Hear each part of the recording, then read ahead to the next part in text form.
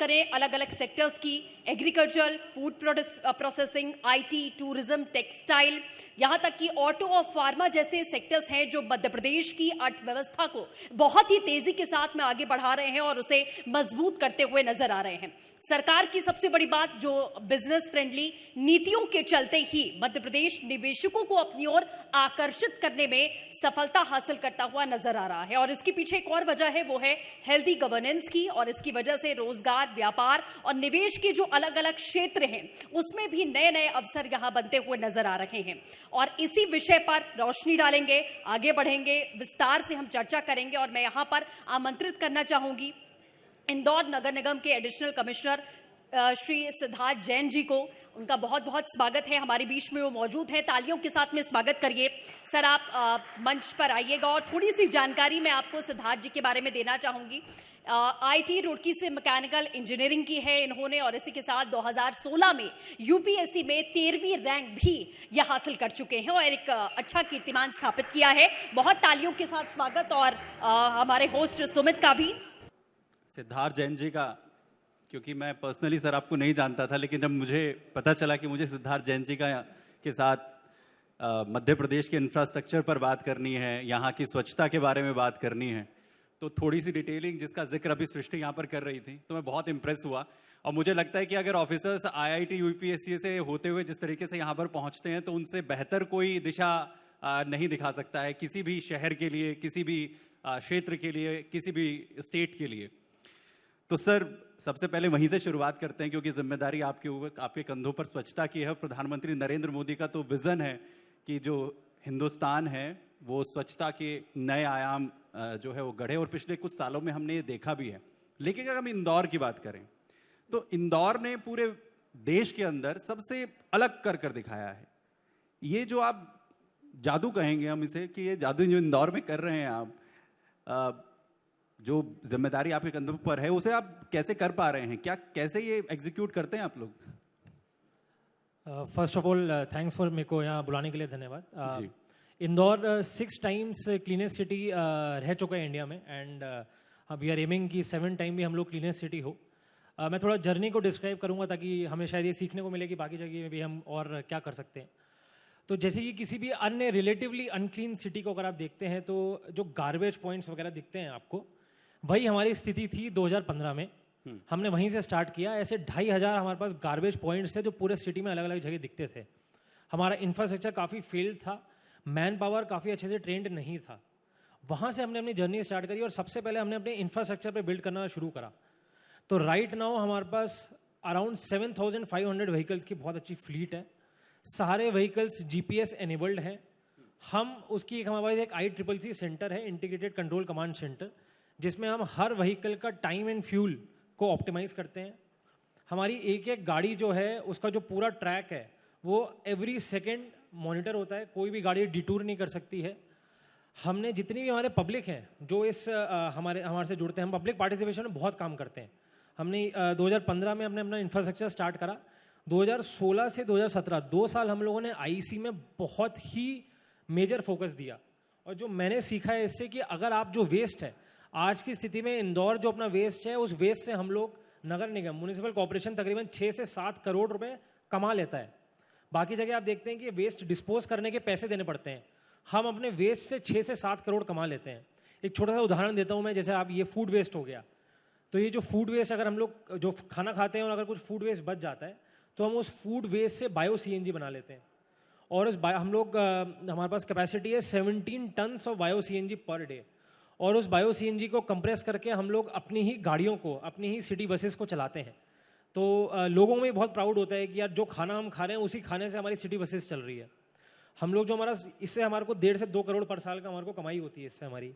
हम लोग जो हमारा सूखा कचरा है, उस सूखे कचरे से भी अराउंड 1.5 से 2 करोड़ हम लोग पर ईयर वी अर्न। अभी रिसेंटली लास्ट वीक ही इंदौर को स्वच्छ वायु सर्वेक्षण, उसमें भी फर्स्ट रैंक हासिल हुई है। आप देखेंगे कि इतना कंस्ट्रक्शन चल रहा है, उसके बावजूद भी इंदौर ने फर्स्ट रैंक स्वच्छ वायु सर्वेक्षण में हासिल की है। इसमें मेनली यहाँ के जो जनप्रतिनिधि हैं, यहाँ के जो पब्लिक हैं, यहाँ पे जो अफसर हैं मेरे से पहले आए हैं, सबका एक कंबाइंड और पॉजिटिव रोल जो रहा है और कड़ी मेहनत भी रही है, वो सब इस पूरी जर्नी के पीछे, सफलता के पीछे उन सबका एक बहुत ही महत्वपूर्ण हाथ है। और इसी तरह हम लोग 6 बार हम लोग फर्स्ट आए हैं। बिल्कुल, और इसीलिए लगातार ये 6 साल तक ये कारनामा हो भी पाया। लेकिन सर, क्योंकि किसी भी सिटी के लिए या किसी भी क्षेत्र के लिए ये बहुत मुश्किल होता है कि अगर पब्लिक सपोर्ट ना मिले तो आप उन प्लान्स को एग्जीक्यूट नहीं कर पाते हैं। पब्लिक तक उन चीज़ों को आप लोगों ने कैसे डिलीवर किया, कैसे लोगों का रिएक्शंस कैसे थे, कैसे पब्लिक उन्हें अडॉप्ट कर पाई? क्योंकि कहते हैं कि आदतें बहुत आसानी से बदलती नहीं हैं, और हिंदुस्तान के अंदर जो सफाई की आदत है वो धीरे धीरे डेवलप हुई है। बहुत बेहतर स्थिति में हम अपनी पहली रैंकिंग के मुकाबले आए हैं, लेकिन इंदौर ने उस स्पीड को बहुत तेजी से पकड़ा है। ये कैसे हुआ? देखिए, ऑनरेबल प्राइम मिनिस्टर ने जब खुद अनाउंस करा था क्लीनलीनेस का, तो एक सडन चेंज जो लोगों के हार्ट्स में आया था उस टाइम, वो चेंज यहाँ पर भी आया था। चैलेंज था उस चेंज को सस्टेन करना, क्योंकि सफाई एक बिहेवियर चेंज है। बिहेवियर बहुत डायनामिक चीज़ है। अगर आज ही हमारे यहाँ का व्यक्ति भी किसी अनक्लीन सिटी में चले जाता है तो हो सकता है कि कचरा ज़मीन पे फेंक दे। पर आप दिल्ली में भी देखते हैं, अगर हम मेट्रो में जाते हैं तो हम लोग थोड़ा उस चीज़ को हम लोग सावधानी रखते हैं, because it's a very dynamic thing. तो इस चीज़ को समझते हुए हम लोगों ने एक बहुत ही एम्बिशियस टारगेट नहीं रखा था। फॉर द फर्स्ट 2 ईयर्स हम लोगों ने कंटिन्यूसली, अगर आप हमारे बजट एलोकेशंस भी देखेंगे तो आईईसी में, इंफॉर्मेशन एजुकेशन कम्युनिकेशन में, हम लोगों ने बहुत ही बिग चंक ऑफ बजट अपना दिया था, और हम लोगों ने बहुत एक्टिविटीज़ कराई लोगों के साथ। हम लोगों ने हर डिफरेंट एरिया में ब्रांड एम्बेसडर्स रखे थे।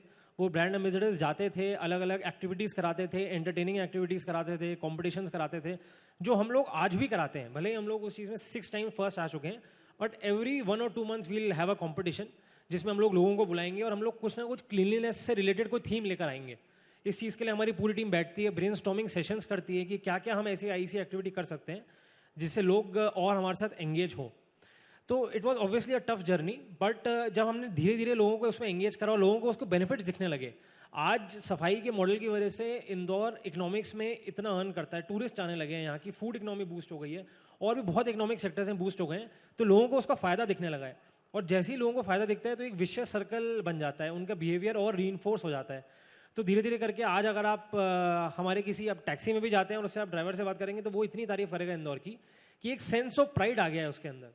तो जिस टाइम जहन के अंदर एक प्राइड आ जाए, एक हमारे अंदर हमारी आइडेंटिटी उससे रिलेट होने लग जाए, उसके बाद हम लोग उसको खुद बचाते हैं।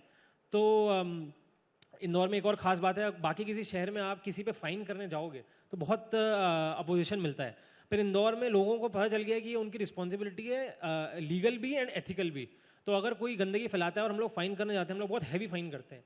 तो इट इज़ बोथ एक कैरेट और स्टिक अप्रोच हम लोग फॉलो करते हैं। तो हम लोग fine even above 1 lakh rupees भी फाइन करते हैं अगर कोई गंदगी करता है तो। और हमें लगता है कि नहीं, फाइन नहीं करना चाहिए, तो हम कि वो गरीब तबके का है या फिर भूल हो गई, तो उसको हम अच्छे से समझाते भी हैं। तो दोनों कैरेट एंड स्टिक अप्रोच लेके चलते हैं। इस हिसाब से पब्लिक ने हमारा साथ दिया। अब पब्लिक को जब रिजल्ट्स दिखे तब एक विशेष सर्कल हो गया है और भी उनकी प्राइड में आ गया है। सो मुझे लगता है इसके लिए तो इंदौर वासियों के लिए ताली होनी चाहिए कि वो इस चेंज को एक्सेप्ट कर पाए, और उन्होंने इसे एक्सेप्ट किया है, और अगर कोई गलती कर रहा है, उस पर फाइन हो रहा है, तो उसको पॉजिटिव वे में ले रहा है। ये बहुत बड़ी बात है। इंदौर वासी कम से कम इसके लिए जो है वो सराहना के हकदार हैं सर। लेकिन जो इंदौर वासियों ने सीख लिया, अब जाहिर है पूरा देश, क्योंकि हम जब दिल्ली नोएडा में बैठे होते हैं तो इस चीज़ के बारे में बात होती है, चर्चा होती है, तो हर कोई सीखना चाहता है, और ना सिर्फ म्यूनिसिपल कॉरपोरेशन से सीखना चाहता है, इंदौर वासियों से भी सीखना चाहता है। आप लोग बाकी जो कॉरपोरेशंस हैं अलग अलग स्टेट्स में, सिटीज़ में, उनके साथ अपने प्लान्स को क्या कोऑर्डिनेट कर रहे हैं? डेफिनेटली हम लोग कर रहे हैं। मैं बताना चाहूँगा, पिछले 1 से 2 साल में हम लोग more than 700 big and small municipal bodies को हम लोग ट्रेन कर चुके हैं। वो हमारे पास आते हैं, हमारा एक पूरा एक सेट प्रोटोकॉल है जिसमें हम लोग उनको अपना एक एक प्लांट दिखाते हैं, हम कैसे वेस्ट को प्रोसेस करते हैं, कैसे कलेक्ट करते हैं। हम लोग वेस्ट को 6 हिस्सों में सेग्रीगेट करते हैं यहाँ पर, जो आई डोंट थिंक वर्ल्ड में कहीं पर भी होता है। जनरली लोग सूखा और गीला अलग करते हैं, हम लोग सूखा, गीला, plastic, non plastic, hazards, sanitary, 6 तरह के वेस्ट में कचरे को हम लोग अलग करते हैं। हम लोग सबको ट्रेनिंग करते हैं कैसे कर रहे हैं। हम लोग आगे प्लान कर रहे हैं कि एक सेंटर ऑफ एक्सीलेंस का एक MOU भी हुआ है गवर्नमेंट ऑफ इंडिया का IIM अहमदाबाद, IIM इंदौर के साथ। तो वहाँ पे ना सिर्फ इंडिया से, अब मेरे को बताते हुए काफ़ी गर्व हो रहा है कि अक्रॉस दी वर्ल्ड कंट्रीज़ आ रही हैं और सीखने की कोशिश कर रही है कि इंदौर ने, बिकॉज बाहर की कंट्रीज़ में फिर भी सफाई मेंटेन करना ईजी है। इंडिया में एक ट्रॉपिकल एनवायरनमेंट है, उस बिकॉज ऑफ ट्रॉपिकल एनवायरनमेंट थोड़ी गंदगी ज़्यादा होती है, पॉपुलेशन डेंसिटी भी ज़्यादा है। तो ना सिर्फ इंडिया, बाहर की सिटीज़ भी आती हैं यहाँ पर, और हम लोग उनको प्रॉपर ट्रेनिंग करके हम लोग समझाने की कोशिश करते हैं। क्योंकि अभी कुछ देर पहले मेयर साहब जैसे यहाँ पर आए हुए थे, उन्होंने जिक्र किया इस बात का। उन्होंने कहा कि हमें बाकी कंट्रीज जो हैं वो कोऑर्डिनेट कर रही हैं, वो पूछ रही हैं कि सर आप लोग ऐसा कैसे कर पा रहे हैं कि डेली आप जो है कचरा प्रबंधन कर पाते हैं, डेली कचरे को जो है कलेक्ट कर पाते हैं, क्योंकि वहाँ ऑल्टरनेट डेज में होता है। और ये बहुत बड़ा चैलेंज है अगर पॉपुलेशन डेंसिटी बहुत ज़्यादा है। तो ये शुरुआत में बहुत ज़्यादा चैलेंजिंग क्या था या फिर अब ज़्यादा चैलेंजिंग है? क्योंकि कहा यह जाता है कि अगर कोई चीज़ ऑटोमेशन पर आ जाती है तो कंपैरेटिवली बहुत ज़्यादा मुश्किल हो जाती है। तो शुरुआती दौर से और अब के दौर में कितना चेंज आया है इस चीज़ में? डेफिनेटली बहुत चेंज आया है। मतलब शुरुआत के चैलेंजेस अलग थे, अभी के चैलेंजेस अलग हैं। हमेशा फ्यूचर के चैलेंजेस पास्ट के चैलेंजेस से अलग ही होते हैं। अब हम लोग और रेवेन्यू जनरेशन पे फोकस करना चाहते हैं। बिहेवियर रीइंफोर्समेंट हम लोग काफ़ी हद तक अचीव कर चुके हैं। 2014 में हमारी जो बाउंड्री है एक्सपैंड हुई थी, आसपास के 29 विलेजेस हमारी बाउंड्री में आ गए थे। वही बिहेवियर चेंज हम लोग उनमें भी काफ़ी हद तक आ गया है। हम लोग और कोशिश करते हैं कि उनमें आए। चैलेंजेस काफ़ी अलग है। फॉर एग्जांपल ग्रीन वेस्ट हमारे लिए एक चैलेंज था, तो हमने जस्ट अभी रिसेंटली हम एक ग्रीन वेस्ट का प्लांट लगा रहे हैं जिसमें हम उसको कंप्रेस करके एनटीपीसी में एज बायोफ्यूल हम लोग उस ग्रीन वेस्ट को सेल करेंगे, उससे भी हमारे को रेवेन्यू अर्न होगा। चैलेंजेस पहले कुछ और थे, अभी कुछ और हैं, but it is always dynamic और काम करने में काफ़ी मज़ा आता है इन चैलेंजेस के बीच। बिल्कुल। अब सर, क्योंकि जब सीखने की बात हो रही है, पब्लिक के इंटरेक्शन की अगर बात हो रही है, तो आज के दौर में डिजिटल किसी भी चीज़ का हो जाना, ये मुझे लगता है कि बहुत ज़्यादा कनेक्ट करता है पब्लिक को। आप लोग किन प्लान को एग्जीक्यूट कर रहे हैं, कैसे उनको आगे ऑपरेट कर रहे हैं और पब्लिक उसके साथ कैसे इंटरैक्ट हो, और म्यूनिसिपल कॉर्पोरेशन और आम पब्लिक के बीच में जो एक रिश्ता है वो और बेहतर जो है वो डिजिटल के थ्रू हो सकता है, उसमें आप लोग किस तरीके से एग्जीक्यूट कर रहे हैं चीज़ों को? बहुत ही वैलिड क्वेश्चन है, बिकॉज टाइम्स आर चेंजिंग और डिजिटली कनेक्ट होना बहुत ज़रूरी है। मैं आपको कुछ फैक्ट्स बताना चाहूँगा। हमारे पास एक इंदौर 311 ऐप है। उसके total downloads are more than 5.75 lakhs as per my latest knowledge. And हमारे यहाँ के जो टोटल हाउस होल्ड्स हैं that are also approximately the same figure. तो आप देखेंगे कि मोटा मोटा every household will have this app. हम इस ऐप में सारे फीचर्स देते हैं, सारे मतलब right from your birth till someone unfortunately dies in the family, everything is given on this app. आप इस ऐप को यूज़ करके सारी सुविधाएं ले सकते हैं हमसे। अगर सुबह सुबह आपको देखना है कि कचरा गाड़ी किस वक्त आपके घर पे आएगी, तो जैसे मैंने बताया कि हर गाड़ी में जीपीएस चिप है, तो आपको 7 बजे से उठ के तैयार होने की जरूरत नहीं है, या फिर आपको ऑफिस के टाइम के लिए सोचने की जरूरत नहीं है। You can just click on this app और अप्रोक्सीमेट टाइम ऑफ अराइवल आ जाएगा। आपको बर्थ सर्टिफिकेट चाहिए तो उस पर क्लिक करेंगे, आ जाएगा। जो भी हम आईईसी की एक्टिविटीज़ करते हैं, कुछ भी लेटेस्ट कॉम्पिटिशन हमारे को करने हैं, तो हम उस ऐप के माध्यम से लोगों को पता चल जाता है। हमने recently RRR centres government of India का इनिशिएटिव था, हमने भी उसको टेकअप करा। This is reduce reuse recycle centres. तो किसी भी व्यक्ति को लगता है कि ऐसी कोई चीज़ जो उसके लिए शायद अब उपयोगी ना हो परंतु किसी और के लिए उपयोगी हो सकती है, जैसे कुछ बुक्स हो गए या पुराने कपड़े हो गए या बर्तन हो गए, वो फीचर भी उस ऐप में। You just click on this app, गाड़ी आएगी आपके घर से वो चीज़ ले जाएगी, और स्लम्स में हमने फॉरवर्ड लिंकेज करा हुआ है, हम लोग वहाँ पे उसका डिस्ट्रीब्यूशन कर देते हैं। तो इस तरीके से हम लोग पब्लिक को खुद के साथ जोड़ते हैं। और बाकी अन्य भी काफ़ी इनिशिएटिव्स हैं कंप्यूटराइजेशन के जो हमने करा है। फॉर एग्जांपल आप लोग टैक्स पेमेंट सब कुछ हम लोग पूरा ऑनलाइन कर सकते हैं। बिल्डिंग परमिशंस का काफ़ी लोगों को इशू आता है, हम लोगों ने पूरा ऑटोमेट कर दिया है कि buildings less than 1000 square feet के लिए आपको हमारे पास आने की जरूरत ही नहीं, ऑटोमेटिक परमिशन हो जाती है। लेस देन 3000 स्क्वायर फीट के लिए भी आपको निगम के पास आने की जरूरत नहीं है, सर्टिफाइड कंसल्टेंट आपको डायरेक्टली दे सकता है, आप घर बैठ के अप्लाई कर सकते हैं। अप्लाई भले ही आपको हमारे पोर्टल पे करना पड़ेगा, but there will be no manual intervention. तो हमारा जो अब फाइल्स का सिस्टम है उसको पूरा फाइलिंग सिस्टम पे लेके आ रहे हैं। हमारे पास एक बहुत ही अच्छा कमांड सेंटर है जो मैंने आपको बताया, जिसमें हम लोग हमारी जो पूरी नगर निगम की टीम है वो एक वॉकी टॉकी से कनेक्टेड रहती है 24/7, और वो वहाँ से कंट्रोल होता है। तो अगर हमारे पास कंप्लेन आती है, विदिन 5 मिनट्स हमारा रिएक्शन टाइम है। अगर मेरे को पता चलेगा कि यहाँ पे किसी ने लेटर फेंक दिया और मैं अपनी टीम को बताऊंगा, तो विदिन 2 to 5 मिनट्स मेरी टीम वहाँ पे आके कलेक्ट कर लेगी। तो इस तरीके से हम लोगों ने एफर्ट डाला डिजिटाइजेशन में। तो सिद्धार्थ जैन जी कह रहे हैं कि पब्लिक का अगर किसी भी तरीके का इंटरेक्शन चाहिए या उनको कोई भी अपनी तरफ से इनपुट्स देने होते हैं, तो उसके लिए भी एक डिजिटल माध्यम जो है वो बेहतर सशक्त तरीके से बनाया गया है। तो हमारे साथ जो है सिद्धार्थ जी पब्लिक भी है, तो मुझे लगता है एक छोटा सा इंटरेक्शन हमारे जो है इस वक्त जो दर्शक हमारे साथ बैठे इनके साथ भी हो जाए। अमित प्लीज, किसी के सवाल हो तो प्लीज। सुमित, बहुत सारे सवाल हैं क्योंकि मामला है देश के विकास का और इंदौर की बात खास तौर से हो रही है। ऐसा क्या रीज़न है कि इंदौर में जैसे वाटर भी है, कनेक्टिविटी भी है, सब कुछ है, तो इंदौर या मध्य प्रदेश में सेटअप क्यों नहीं हो रहा है? वैसे म्युनिसिपल कॉर्पोरेशन का सवाल नहीं है, लेकिन आप आईआईटी से पढ़कर आए हैं तो पीछा सवाल ऐसे आपके नहीं छोड़ेंगे। इसका प्लीज आप जवाब दें। नहीं, ऑब्वियसली मेरे डोमेन, क्योंकि मैं इस चीज़ को पर्टिकुलरली सुपरवाइज नहीं करता हूँ, AKVN एंड इंडस्ट्री डिपार्टमेंट करता है। But I would like to tell you कि ऐसा नहीं है, इंदौर में अब इंडस्ट्रीज काफ़ी डेवलप हो रही है। फॉर एग्जांपल फार्मा सेक्टर हमारा मोर देन 10,000 करोड़ का एक्सपोर्ट इंदौर से है। रेडीमेड गारमेंट्स सेक्टर बहुत है। आपका ऑटो क्लस्टर हब हमारे पास इंदौर में काफ़ी अच्छा है। हमारे पास जो एक स्पेशल इकोनॉमिक जोन भी इंदौर में क्रिएट हो गया है। डेफिनेटली ये जो चीज़ें हैं ये थोड़ा टाइम लगता है, बिकॉज इसमें इन्वेस्टमेंट लगता है, बिहेवियर चेंज होने में टाइम लगता है, लोग इन्वेस्ट करते हैं, लोग कहीं से शिफ्ट करते हैं। बट आप देखेंगे कि इंडस्ट्रीज जनरली क्लस्टर में डेवलप होती है। एक बार अगर क्लस्टर बन गया तो दूसरी इंडस्ट्रीज को अट्रैक्ट करता है because of various ancillary effects. मैं कोई एक इंडस्ट्री खोलूंगा, उसकी रिक्वायरमेंट कोई और पूरी करेगी, दूसरी इंडस्ट्रीज आती हैं। तो ऑलरेडी ये इंडस्ट्रीज आई हैं तो आई एम श्योर कि दूसरी इंडस्ट्रीज भी आएंगी। इनफैक्ट इंदौर में आपका इस बार प्रवासी भारतीय दिवस भी हुआ था, ग्लोबल इन्वेस्टमेंट समिट भी इंदौर में हुई थी, if you know, and it was a big thing. तो क्योंकि यहाँ पे ग्लोबल इन्वेस्टमेंट समिट हुई है तो ऑब्वियसली बहुत सारे इन्वेस्टमेंट्स आएंगे यहाँ पर। हमारे पास G20 की समिट्स भी इंदौर में हुई थी। सो दुनिया की नज़र इंदौर पे है, और क्योंकि नज़र है तो आज नहीं तो कल थोड़ा टाइम लगता है इन सब चीज़ों में एस्टेब्लिश होने में। यहाँ पे इंडस्ट्रीज आएंगी। If you talk to anyone, खासकर बिजनेस फील्ड में, सो जैसे मैं सुन रहा था मेरे पहले वाले स्पीकर भी, दे वर सेइंग कि हमें बैंगलोर में जो इशूज़ हैं ट्रैफिक वगैरह के, वो इशू ना हो, उस पर वर्क करना चाहिए। तो ऐसा वो क्यों सोच रहे हैं? Because they are thinking that 15 years down the line we are may be the future Bangalore of India.